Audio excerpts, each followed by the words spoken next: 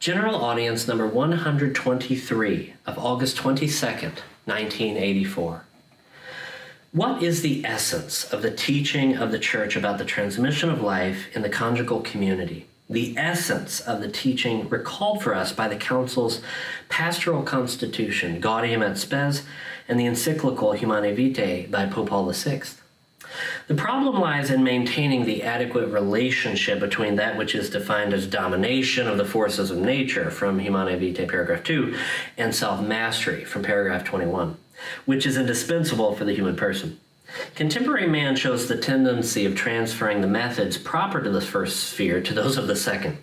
Quote, finally, and above all, man has made stupendous progress in the domination and rational organization of the forces of nature, we read in the encyclical, such that he tends to extend this domination to his own total being, to the body, to psychical life, to social life, and even to the laws which regulate the transmission of life, from paragraph 2. This extension of the sphere of the means of the domination of the forces of nature threatens the human person, for whom the method of self-mastery is and remains specific. It, that is, self-mastery, corresponds in fact to the fundamental constitution of the person. It is a perfectly natural method. The transposition of artificial means, by contrast, breaks the constitutive dimension of the person, deprives man of the subjectivity proper to him, and turns him into an object of manipulation. The human body is not only the field of reactions of a sexual character, but it is at the same time the means of the expression of man as an integral whole of the person, which reveals itself through the language of the body. This language has an important interpersonal meaning, especially in the area of the reciprocal relations between man and woman. In addition, our earlier analyses show that in this case, the language of the body should express at a determinate level the truth of the sacrament. By participating in the eternal plan of love, sacramentum absconditum in Deo, the mystery hidden in God, the language of the body becomes in fact a prophetism of the body, as it were.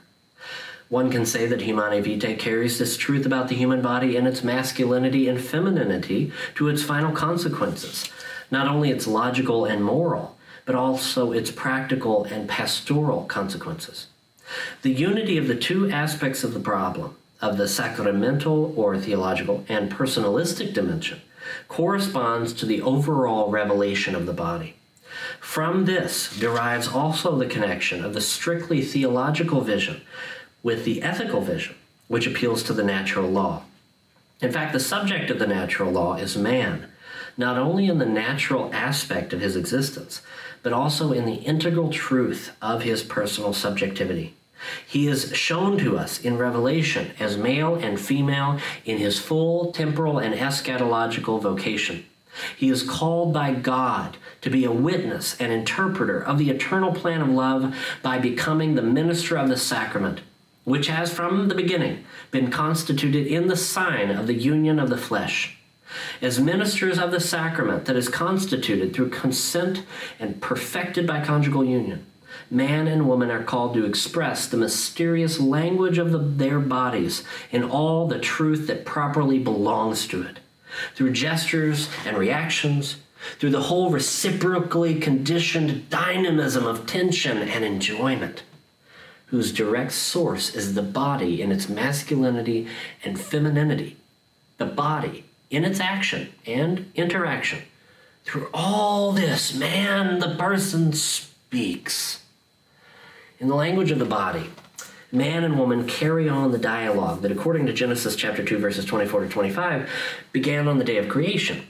Precisely on the level of this language of the body, which is something more than mere sexual reactivity, and which, as an authentic language of the person, is subject to the demand for truth, that is, to objective moral norms, man and woman reciprocally express themselves in the fullest and most profound way made possible for them by the somatic dimension itself of their masculinity and femininity. Man and woman express themselves in the measure of the whole truth of their persons. Man is person, precisely because he possesses himself and has dominion over himself. Indeed, inasmuch as he is master over himself, he can give himself to another.